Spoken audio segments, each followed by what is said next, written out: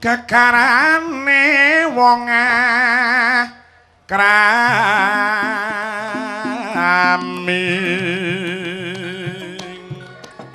janji sabar lan ora kasusu monggo butarni jembar-jembar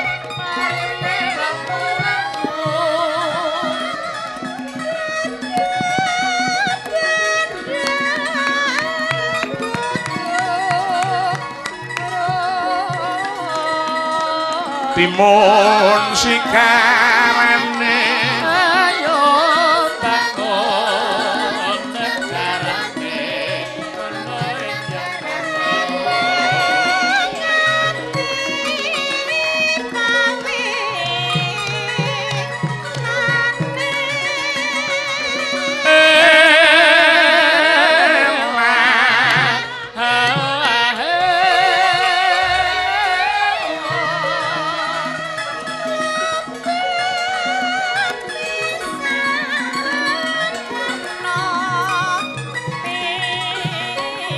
nyanggeng ember ngiwon nengen muga jejer go tombo kangen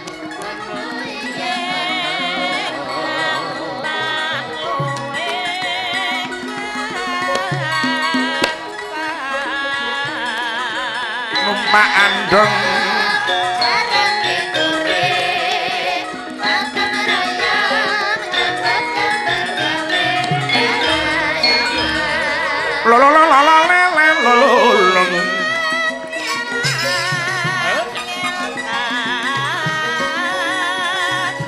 aturi kelor wana dituturi pisan kas-kas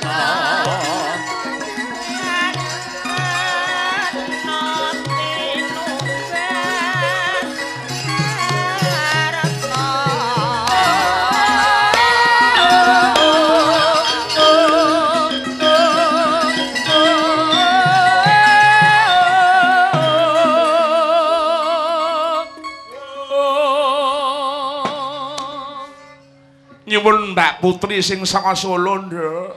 Wah iya ya Mak. Ya nyuwun pangapura tekaning rada randhat merga kok Klaten tak arah mangkat jam 09.00 ki tekan kene mesti jam 3 iso latihan sik. Lah kok malah ndledek. Sebabe macet nduk rahayune kok panjenengane Bapak Gondo ki paring alternatif. Mas medal arah sawah mawon bar jembatan langsung nengen. Mongko macet ning Medion ku 5 jam dhewe nduk. Weh ngono. Dadi sinden ki mau teko dok wis ora usah dadak mangan rasa dadak adus langsung dandan kare tenang. Weh gruduk-gruduk wis mulane kuwi. Lah iya. Monggo Mbak Putri, monggo ya.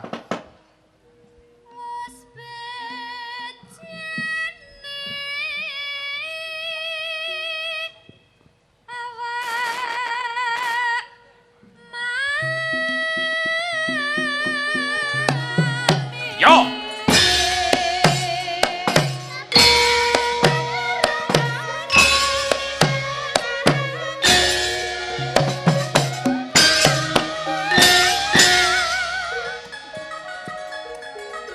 Yo. Manut wae yo. Babalan kaose biru ugal-ugalan aja ditiru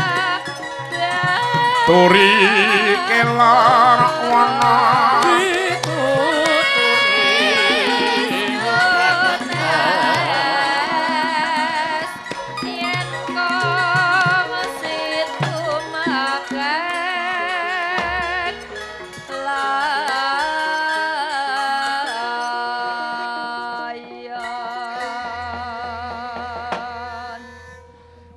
kunduk sing ayu dhewe anakku sing setinik-tinik anakku sing sedina dibleng ana dawuhmu apa mak ora nyonoran jimpit yen to awake dhewe iso suwan ning lapangan pace kene ya nggih ngono ya mak keperluane bengi iki awake dhewe ditimbali dening para kadang-kadang saka organisasi PSHT PSHT kuwi mau persaudaraan setia hati terate. Oh ngono ya, Mak. Para warga persaudaraan setia hati terate iki mau bengi iki kok wayangan ki mau nalare piye? Ngene ya nggih. Keperluaning bengi iki para kadang-kadang PSHT iki mau padha ngenengake temu kadang lawan halal bihalal warga persaudaraan setia hati terate. Oh iya ya mak. Sing kaping pindhone anane temu kadang ki mau bisa meningkatkan kerukunaning para warga persaudaraan setia hati terate dan memayu hayuning bawana. Kuwi keperluane bengi iki. Terus sing rawuh bengi iki sapa wae? Ketua cabang ing Nganjuk panjenengane Bapak Dr. Andes Haji Marsono MM. Terus sapa meneh? Ketua rantinge ana ing wilayah Kecamatan Pace panjenengane Bapak Paidi Sarjana Sosial. Oh iya ya mah. Lawan kabeh para warga persaudaraan setia hati Ternate ana ing wilayah Nganjuk kene nduk bengi iki padha rawuh ingkang saperlu padha ngayu bagya lekase para kadang-kadang saka Pace nggone kepareng ngadani alabi halal kaya bengi iki. Oh ngono ya mak. Pancene ngono persaudaraan setia hati Ternate iki mau salah satu organisasi yang luar biasa. Orang ngomongake berkembang ning wilayah Jawa Timur ki ora ning sak Indonesia ki kabeh ki ning cabangi kok nggih. Malah tahun wingi awake dhewe ditimbali dening PSHT ana ning Kalimantan Timur ya ngadani nek ora kleru ya mung temu kangen nggih. Oh ngono ya mak. Bengi iki sosowan ana kene iya. Ya sing rawuh ning gubuke dhewe ki sapa? Ora dadak rawuh ning gubuke dhewe awake dhewe dibedhog kok, Nduk. Dibedhog piye? Pas perjalanan awake dhewe kok Klaten arep ning Malang ki mau dicegat ana ning Nganjuk ning Kemarung kono karo panjenengane ingkang menanting pakurmatan Bapak Supiyanto, semenuga panjenengane Mbah Gondo. Mbah Gondo ki sapa? Wah, Mbah Gondo pepundenku ya sing asta ning persaudaraan setia hati Ternate iki. Biyayene cilik upama wayang ngono Setyaki nduk. Sapa Pak Gondo kuwi? Wah, tenan nggih. Ndelalah ya mak. Tenan kok nduk. Tak titeni saben-saben aku mayang ning Nganjuk mesti mburi karine iki mesti nggondo rezeki sing akeh kok nggih. Sebab apa? Kawiwitane awake dhewe mayang ana wilayah Gondang ning nggone panjenengane Bapak Jaya Sabin terus awake dhewe ditimbali ana kene iki mau malah rikala semana limanjer iki ronggon karo tanggal 24. Weh. Tanggal 24 Agustus iki ya ning Nganjuk meneh. Ning Nganjuk meneh. Ning endi, Mak? Nek ora kleru saka pangrunguku ki saka Bapak Taramento. Bapak Dr. Andes Taramento sing ana ing Banaran Demangan, Kecamatan Tanjunganom. Tanggal 24. Weh. Sore mawi tekaku ki jam 09.04 mesti nampa panjer neh kok nduk tenang. Ning endi? Ya ning Tanjunganom ning daleme panjenengane Bapak Yanto sih tanggal 14 Oktober sih suwe. Jan biaya Nganjuk ngrejekeni nduk tenang. Wah iya, cocok karo sing gembrobyos ning dalan mau. Oh iya. Sing jenenge wit jam 09.00 ki apa wis kelebon sega to nduk wetengku ki? Mergane iki apa? Arep mandheg ki sing dindegi ki ndi wong sing jenenge nuwun sewu kabeh dalanan macet wit ngawit tekan Caruban tekan kene kok ngkere. Lah iya. Tak pasrahke probaning kawasa mung suwun nyuwunku kersaning Gusti Allah muga-muga ora kewirangan. Lah iya. Nyatane ya kelakon. Rahayune pengarawite wis teka dhisik merga pengarawit iki bajutan saka Blitar tekan kene iki mau jam 7 esuk. Wah, ngono. Lah ya matur nuwun, matur sembah nuwun. Lah iya. Nduk, piye, Mak? Aku ora iso matur apa-apa, ora iso maturake kejaba ya mung nyuwun Gusti Allah. Muga-muga keluarga persaudaraan Setyadi Ternate oning ladan pacing nggone ngadani anane halal bihalal iki mau kabeh tansah pinaringa kesehatan panjang yuswa lan muga pinaringa mulya sak turun-turune nggih. Amin. Lan PSHT tansah jaya, tansah ngumandang lan aja nganti lali, aja nganti padha ninggalake marang dawuh-dawuhing para pinisepuh. Oh iya. Ana sing dawuh ngene iki Suradira Jeningrat Subrasta kaping ulah Darmastuti sapa sing bibiti ala ing kono wahyune Bakasirna. Oh ngono ya Mak. Mbah matur sembah nuwun pepunden-pepunden kabeh padha nglumpuk. Kabeh padha nglumpuk ana ing ngersaning para warga ing Pace kene. Ing antarane Bapak Supiyana, Bapak Supiyanto ya rawuh. Iki luwih-luwih disusul karo dulur-dulur saka Kepuh Kertasana kok nggih. Sapa, Mak? Mbah Lurah Sepuh lawan panjenengane Pak Basir. Waduh.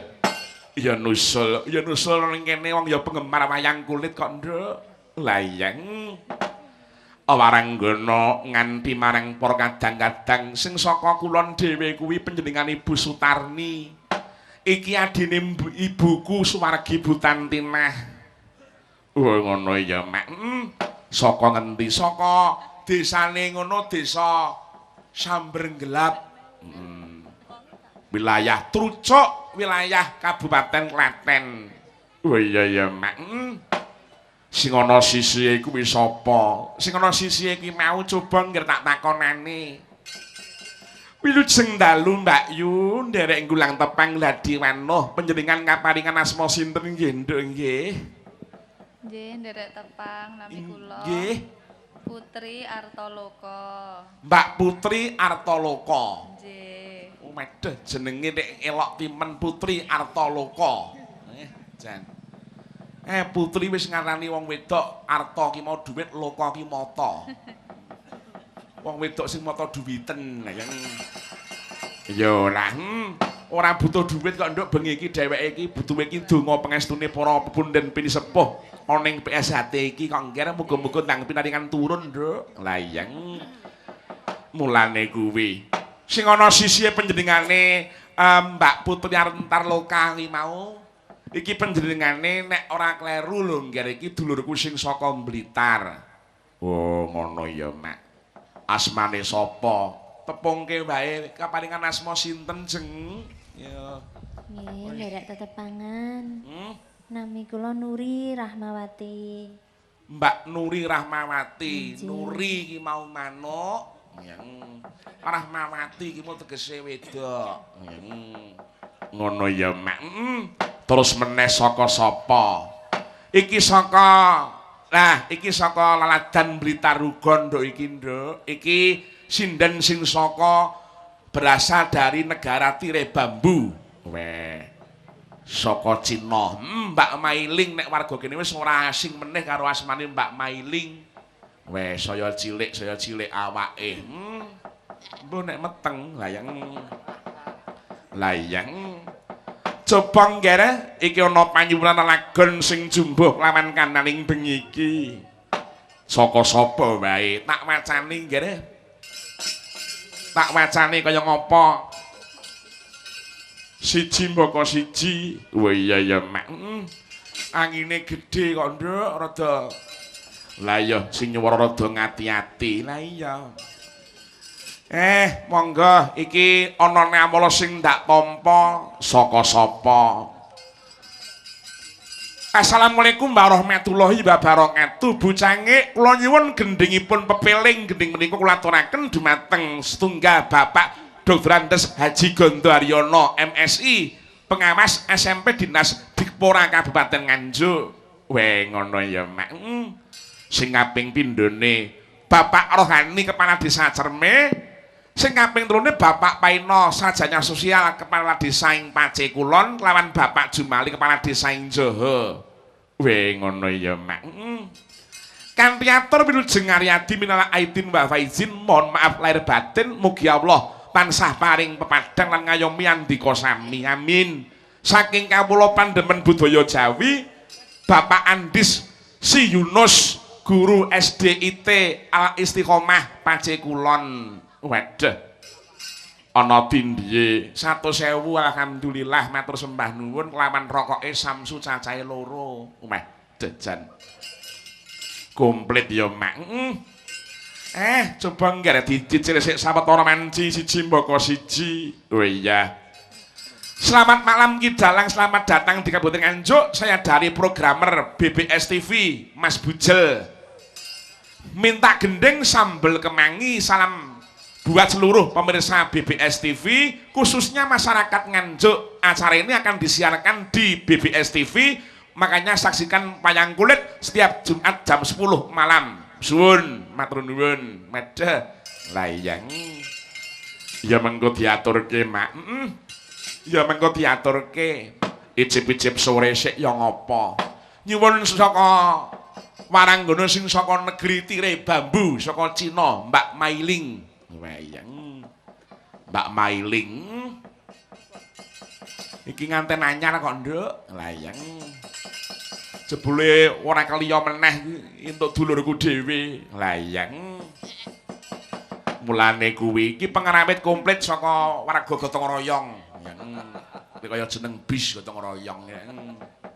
Sing disepuhi dening panjenengane Pak Samblek. Layang Jan. Coba piyayine sing endi sing ngethuk kuwi sing piyayine rambuté wis nyambel tawon kuwi lho nggih. Kaya ngapa?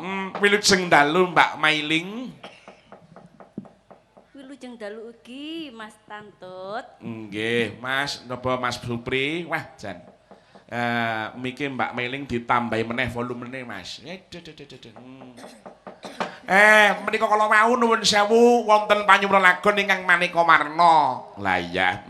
Dos pundi Mbak gemur-gutipun warga PSHT ingkang sayekti kokati nggenipun makam pawonten ing mriki dalam rangka bikala eloke kaya ngeten to, Mbak? Nggih, saestu sae. Lah nggih. Menawi panjenengan mestani menika kedah dipun lajengaken to, Mbak nggih? Niki saene diadakan. Diwontenaken malih setiap bulan ngoten nggih. Malah sae. Setiap bulan niku nanggap wayang iki dite company lho. Nganjuk lho niki. Mboten tegese ngeten, ya setahun sekali wae wis luar biasa. Niki wedine nek gelem sebulan sekali ya malah matur nuwun. Lah nggih. Enggak masalah. Lah nggih. SH Trate. Lah nggih. Mbak Mailing. Dalem? Cobi sampean mriki mau piyambakan menapa kalih calon garwane? Teng mriki, teng panggung. Nggih, anu bidhake Blitar wau. Berdua. Oh, berdua. Nggih. Kaya ngapa ana sing ngersaki lelagon setunggal inggih menika pepeling sing kaping kalipun lagonipun Nyidam Sari diaturake. Layang. Syukur bagi sewu perwakilan dari PSHT ana sing kersa pinarak oning pepanggungan terus kepareng bawa nduk. Waduh. Sapa? Ya Pak Haji Gondo kuwi nang ngene. Oh iya. Yo, coba kaya ngapa Pak Haji Gondo kasuwun pinarak oning pepanggungan rene sik, Nduk. Oh iya, monggo peloke Mas. Ya, monggo. Monggo Pak Haji Gondo.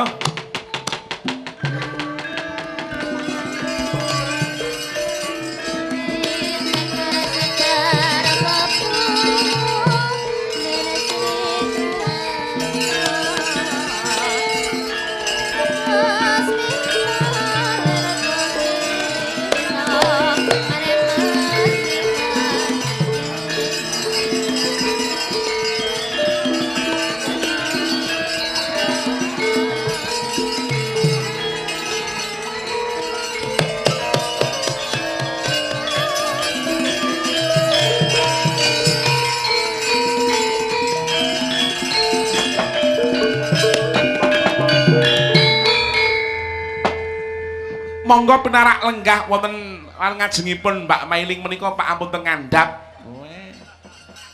Layang. Lho, kok mriku ta? Jan saestu. Lah lho Nduk, piyayine kaya Setyaki to nggih tenan nggih. Mulane kuwi. Sugeng dalu Pak Haji Gondo. Sugeng dalu Pak Tantut. Wah inggih, matur nuwun sanget nggih Pak, kula dipun timbali wonten ing pace mriki. Saking para kadang-kadang PSHT.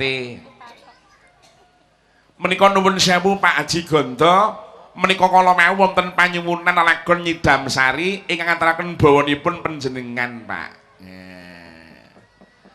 Menawi panjenengan menawi badhe wakil kalih Waranggana nggih monggo ning adat lupya sing wis wong wakil iki biasane mbayar. Panjenengane nglirik kula. Panjenengane nglirik kula. Pak Pak Haji Gondo. Nggih. Lah nglirik terus mengku surasa sing piye karepe? Kadose nggih mikir-mikir. Mikir-mikire ngeten. Piye? Kadung nyedak sinden. Dene pama enggak ngrogosa ngono ya ndak patut. Pama mudhuk gur blenesan ya disawang ya enggak apik, mikir-mikir. Lah nggih. Mula niku Pak Haji Gondo digarapi karo Mailing mung mesem. Layang. Terus pundi Pak Haji Gondo? Kula wakilaken mawon Pak Tantut. Wakil sinten, Pak? Wakil Mbak Mailing mawon. Wah, Nggih. wani pira? Waduh, wani pira? Layang. Wong kowe iki didhawuhi matur nuwun kok nantang wani pira iki. Menika Gojek Mas Dalang. Nggih, niki wong dene nek tenanan. Tenanan nggih purun alhamdulillah wong lebaran kok nggih to. Lah nggih. Lebaran niku pantese nyangoni. Waduh, lampun ngaten jeng-jeng. Sedekah. Jeng-jeng pun ngaten kok. Lek benjing jenengan, sanes pake to. Lho, aku lak mau nglantarke. Nglantarke beda jurusan. Padha ning Blitari sitoke liwat Ponorogo, sitoke liwat Medion. Wis. Engko lek ing Medion umpama meduke gur 50, liwat Ponorogo iso 100 ngoten lho. Iya, wis coba, wis sak karepmu muni. Lah nggih. Diwiwiti panjenengan lang rumiyin, Pak. Wonten kita namung sak cengklingan. Dawa ayu. Ngaten menpun trima. Napa wakil kali kanca-kanca PSHT ingkang saged nembang monggo sinten sekentenipun. Kawula suwun Kang Mas Bambang Munawar. Waduh. Jan lipat. Monggo Pak Bambang Munawar. Tintingane Pak Mat. Monggo Pak Bambang Munawar. Pinarak mriki kula antosi. Pak Bambang dipun nanti-anti. Pak Bambang pinarak mriki Pak Bambang. Waduh. Lah iki piyayine layang. Jan tenan Nduk Pak Bambang Munawar. Waduh. Jan saestu. Lah nek Pak nuwun sewu menawi Pak Haji Gondo menika ora ya ini pengados Setyaki nek Pak Bambang Munawar niku kados dene Raden Antarja. Senengane ambles bumi. Mboten saged balik. Nggih, sugeng dalu Pak Bambang Munawar. Nggih, wilujeng dalu. Nggih. Bujange. Nggih. Nggih. Matur nuwun sanget kerawanipun panjenengan saha kepareng pinarak wonten panggung menika tinuding dening panjenenganipun Bapak Haji Gondo panjenengan kasuwun semados kepareng inggih menika nembang miwiti bawa nyidam sarinipun Pak. Niku dilih mboten pareng bujange. Oh pareng mboten napa-napa. Monggo menawi badhe dipun-lih menapa. Remenanipun Dimas Gondo menika ngimpi. Oh ngaten. Inggih. Monggo nggih, monggo. Waduh, jan langgam ngimpi. Langgam ngimpi nyuwun slendro Partisanga karya panjenengane Ki Mujaka Jaka Harja saking Gumbang Sawit Boyolali nduk. Oh ngono ya, Mak. Kaya ngapa? Monggo, Pak Bambang Munawar. Lah ya. Ngambara ing ya. Ngambara ing awang hawang ngeten iki dipalarani ngeten nggih enak niku. Oh, sekeca. Nggih, dawuhipun Bu Mailing. Bu Mailing. Nggih, nggih Bu Mailing nggih. Nggih, Pak. Mengke jenengan ingkang ngipi kula ingkang ngudoni nggih benjing. Piye-piye, Nduk? Piye-piye? Pak Bambang ingkang ngimpi. Nggih. Kula sing ngudoni. Yo, ngoten. Pripun menika tegesipun? Jenengan ngimpi napa mengke benjing kula udoni ngoten lho. Udoni ini tegese. Udoni niku lek teng mriki niku Nogel. Oh, diudoni ta. Mboten udoni ning diudoni. diudoni. Oh, nggih. Ngomong beda tulisane DHA karo DA. Iya. DO kok ayang. Ngambara ing awang awang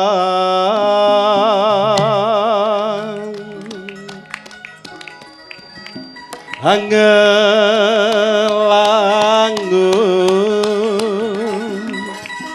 bebasan tanpa tepi. Oh,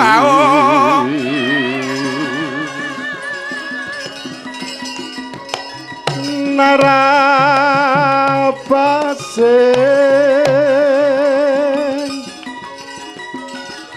meka mando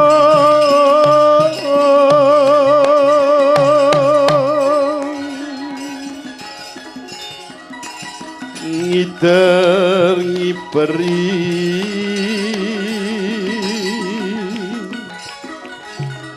jaga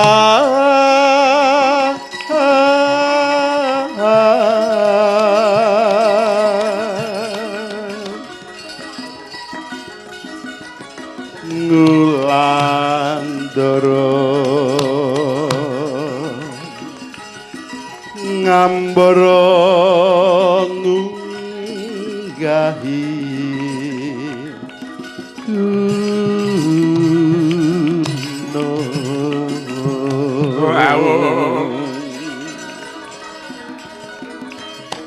katungkong ngumbar gagasan satemati kowo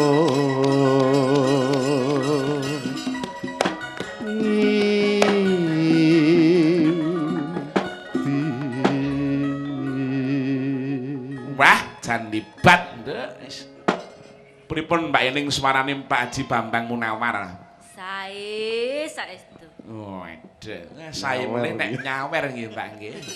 Nggih niki hukume wajib lek teng Nganjuk ngeten iki. Lah nggih. Ning kula dipun diutangi niki Dik wau. Kalih sinten? Kalih ketua cabang. Oh, nggih. Lah nggih, nggih. Nggih, Kang Mas Harsono niku biasanipun nyah-nyoh Mas. Oh, nggih. Nggih, leres nggih. Niki kula Dik wau munggah ten pun aja lali nyaweri ngoten. Nggih. Menapa langkung prayogi Bapak Dr. Haji Harsono kasuwun pinarak wonten panggung? Wah, ngoten nggih. Nggih, saya ta? Cocok menika. Nggih. Monggo Pak Harsono pinarak mriki kula entosi Pak Harsono dipun enti-enti Pak Harsono pinarak mriki Pak Harsono. Wah, jati. Nah, iki Bratasenane nek iki, Nduk. Sugeng dalu Pak Harsono. Sugeng dalu Mas Mbak Cangik. Inggih, nembe pinanggih kula nembe sepisan menika nggih Pak nggih. Insyaallah mekaten. Inggih. Mugi-mugi iki mawon mboten kapok Pak menika, Pak. Insyaallah mboten, malah pun kepikir niku wau. Kepikir pripun? Kepikir badhe ngaturi malih. Oh, bincang menapa? Nggih mungkin nek pun nglumpuk. Oh, menapanipun. Layang. Jan saestu menika kala mau Bapak Haji Bambang Munawar ingkang paring-paring dawuh supados panjenengan pinarak wonten mriki Pak. Biasanipun menawi panjenengan turine Pak Bambang niku wah nek nyawer saestu hebat. Nggih. Termasuk dalangi disawer.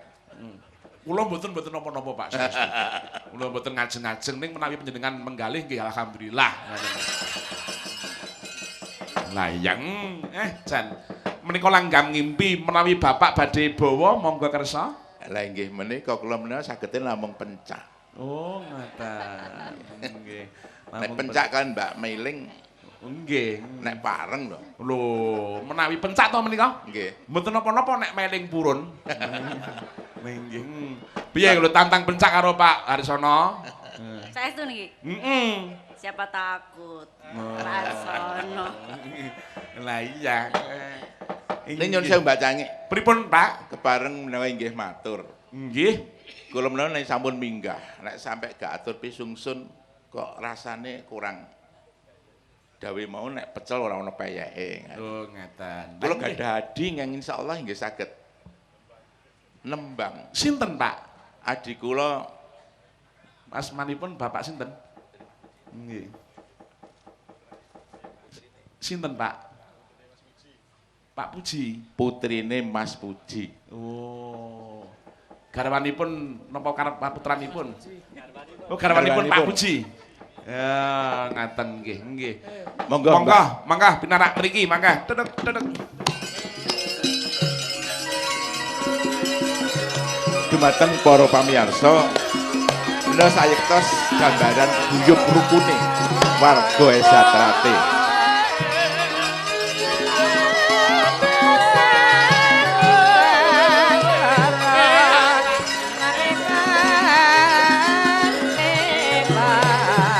Ngetang kali ulon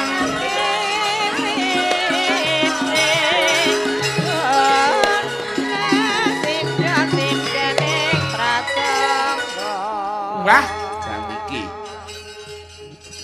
iya Monggo menika adi kawula ing monggo ya ayu ya pinter. nggih jan saestu sugeng dalu Bu wah Sugeng dalu Bu Cangik. menawi panjenengan garwanipun Pak Puji menika asma sinten panjenengan nggih Bu nggih? Sinten nggih? Oh, malah lali awake dhewe. Sinten? Dalem paring asma Mbak Titin. Oh, Mbak Titin. Nggih.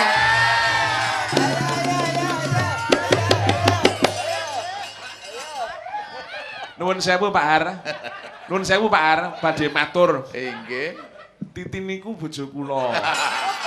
Mula yoga-yoga do nyanyaki. Nggih. Layang niku nek teng Malang bojo kula. Lah nggih. Bu Titin nggih menika putranipun nggih Bu nggih ingkang nderek wonten panggung menika nggih Bu nggih. Oh nggih. Lah, nggih. Pangapunten nggih. Nggih. Jenenge padha pisan, piyayine meh-meh padha. Lah iya. Menawi nika dawuh timbalanipun Pak Harap panjenengan kapuris mados nyekar utawi nembang menapa ingkang dipun kersakaken Bu? Monggo. Nglanjutaken bawanipun kala wau nggih. Langgam ngimpinipun? Nggih. Wah, monggo. Wedeh jantenan niku Pak Har iki isih nyawer mailing, isih nyawer Bu Titin. Wah, jan hebat. Layang. Narong, monggo. Sripet lebeyane mraga simpen kandas luas wiragane anglam lami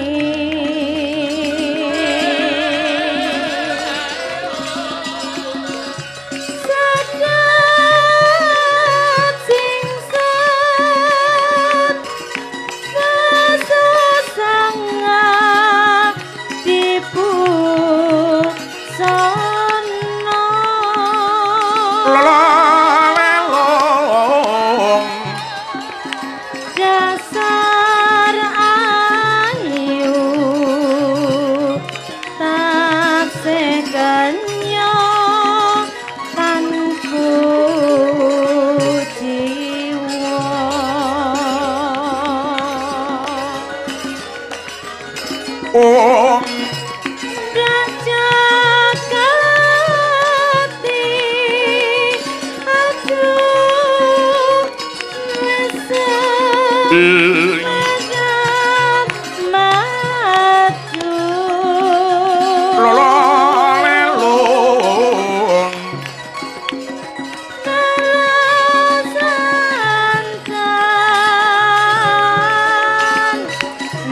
Gandeng malaku moyo.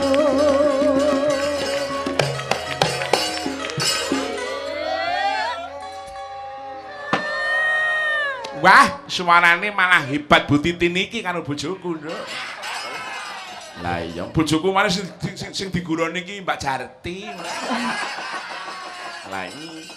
Nenong Katon bunga kanyukang pindohap sari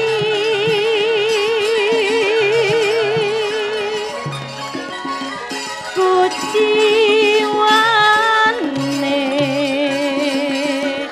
kabeh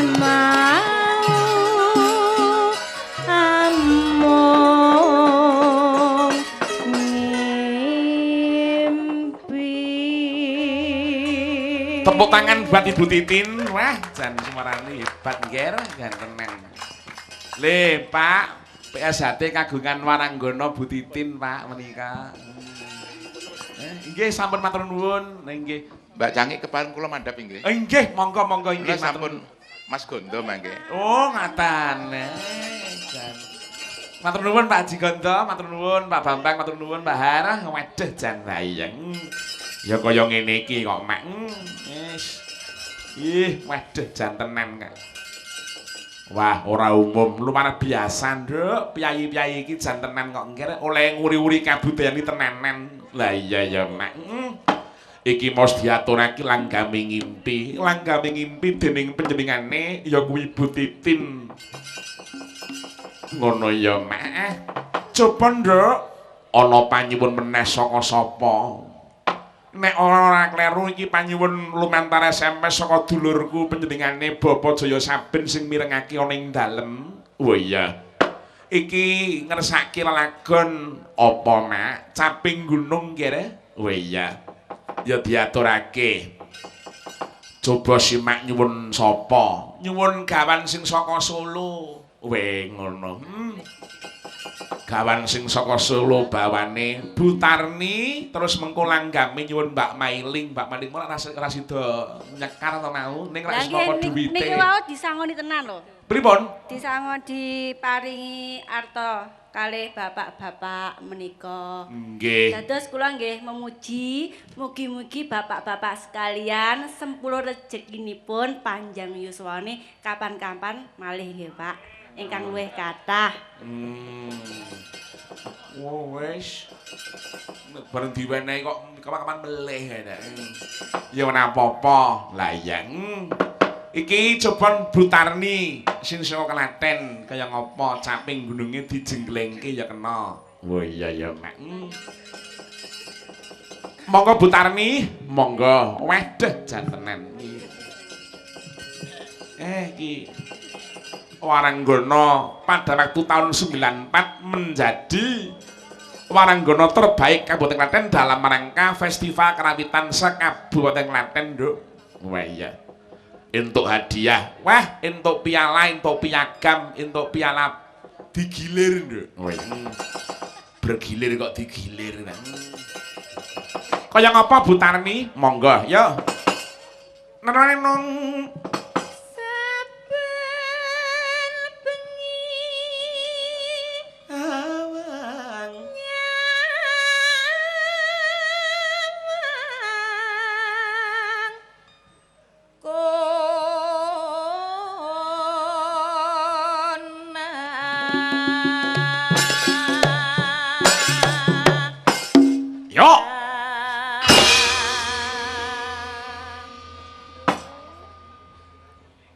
jenglenge nek mlimbuke urung jengleng aja dijenglengke. Lah iya. Nenong wes. Yen mamajang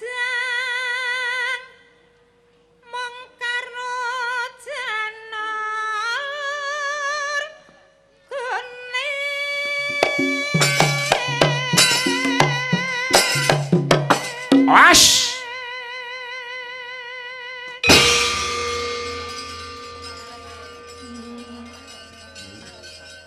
kembang. Mas, hati-hati. Nah.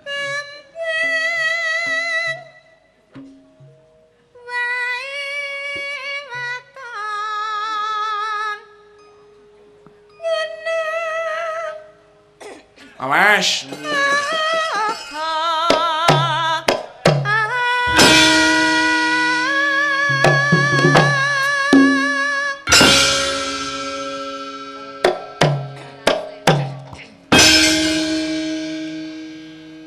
Pacitan sarwi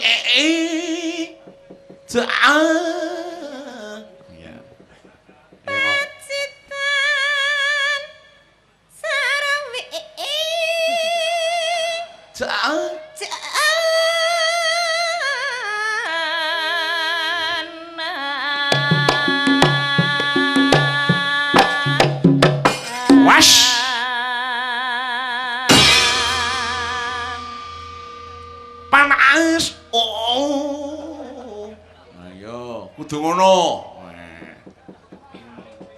Nek gelem, oh tak sawer dhewe kowe yo. Panas. Oh. Panas. Oh.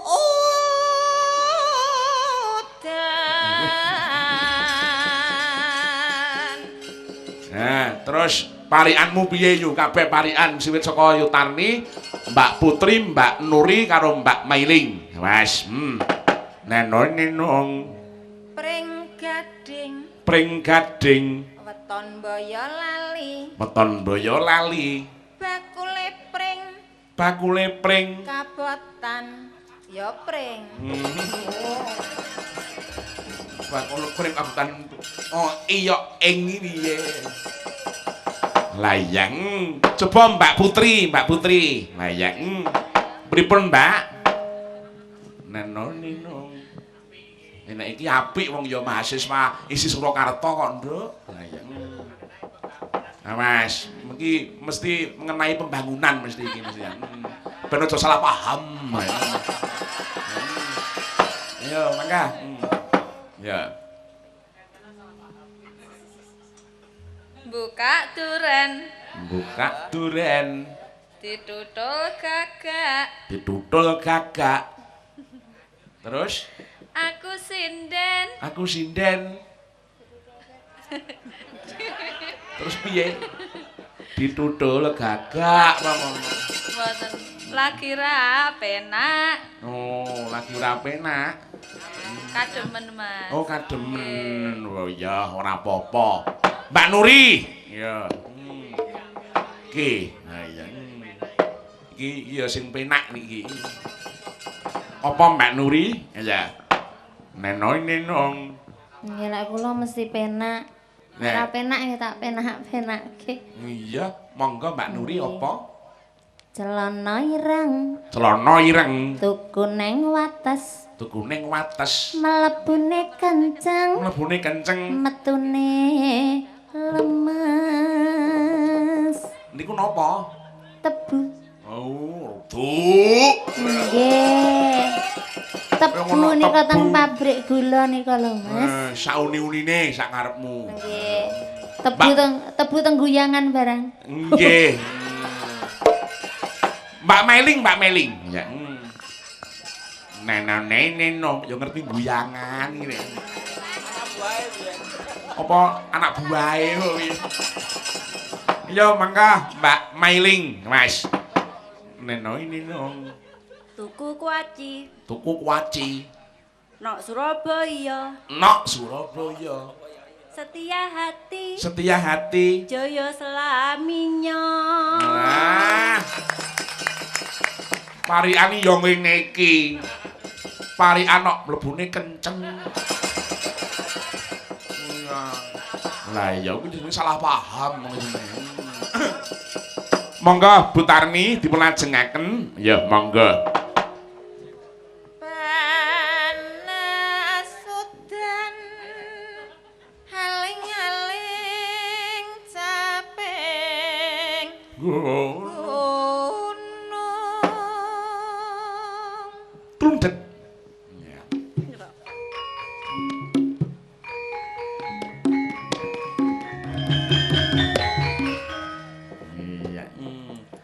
nenong nadyan wadan sarta lanang.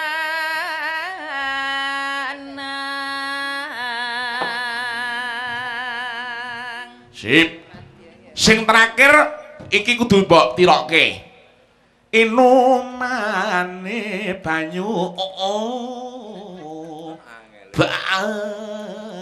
baning yes ya nek iso nirokke 50.000 Wauwe dereng kok ya. ayo coba sisanke sik no kok ya mangga Inumane banyu baning. nyo ki neno 50.000 ki ya dikira aku ki weh sesuk nek belanjamu ki kelong 50 ya aja nyalahke aku wah iki yo monggo dipun aturaken Mbak Mailing monggo ya Dek jaman bajuan kelingan anak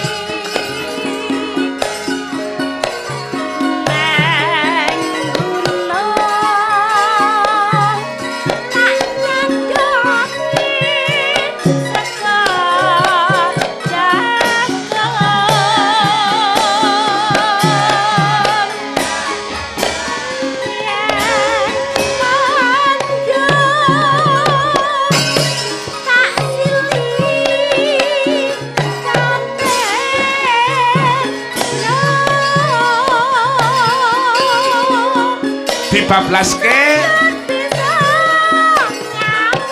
ning pepeling nduk wah iya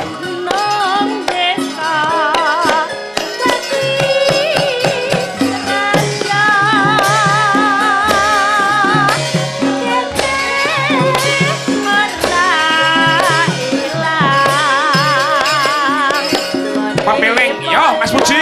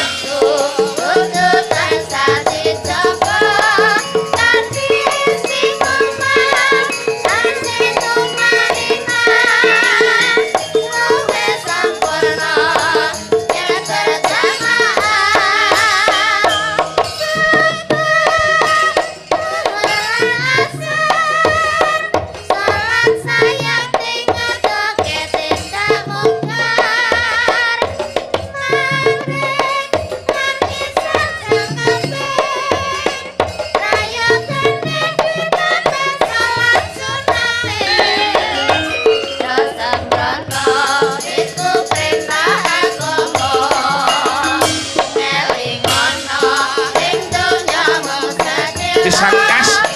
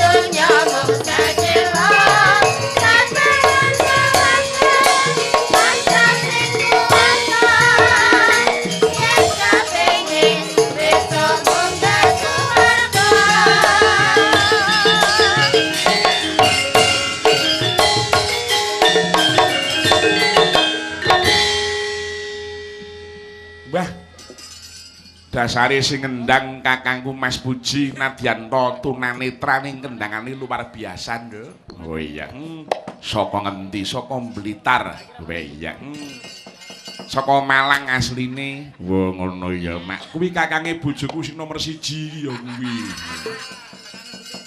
Ngono ya, Mak. Matur sembah nuwun. Iki ana panyuwun pepelingi saka panjenengane Bapak Andis Si Yunus guru SDIT Istiqomah oning Pace Kulon. Wah ngono ya, Mak.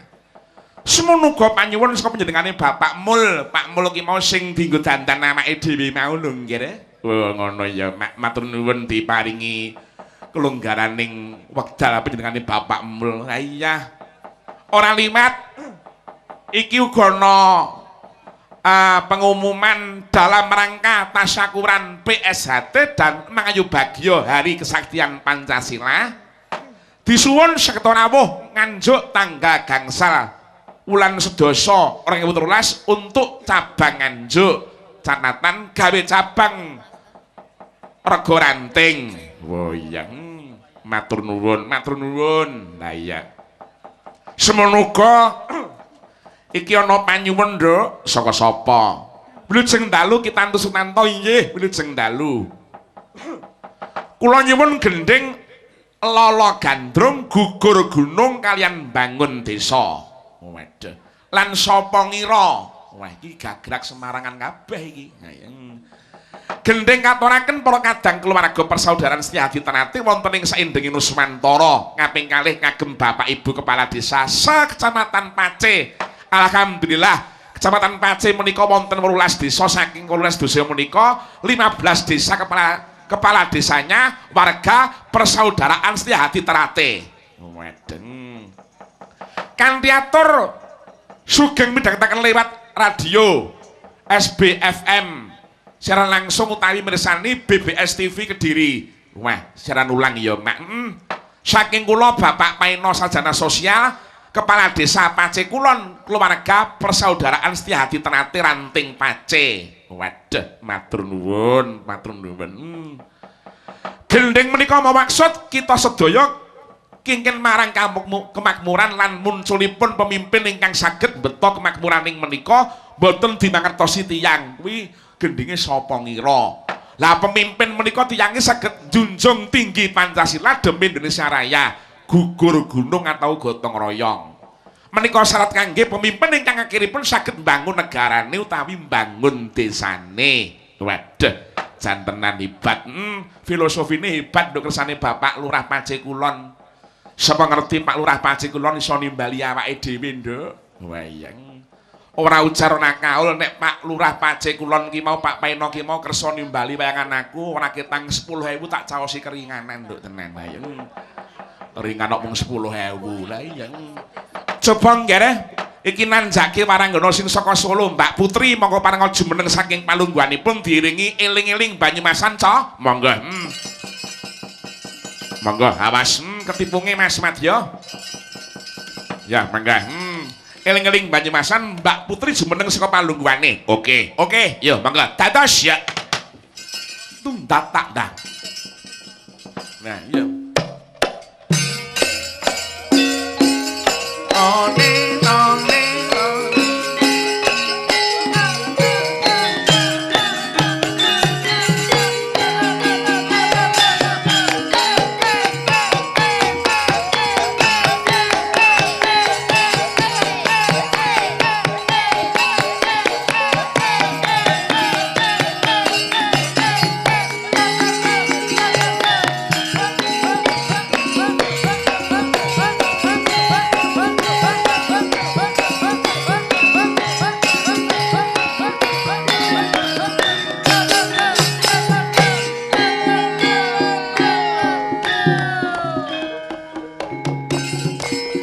Tarni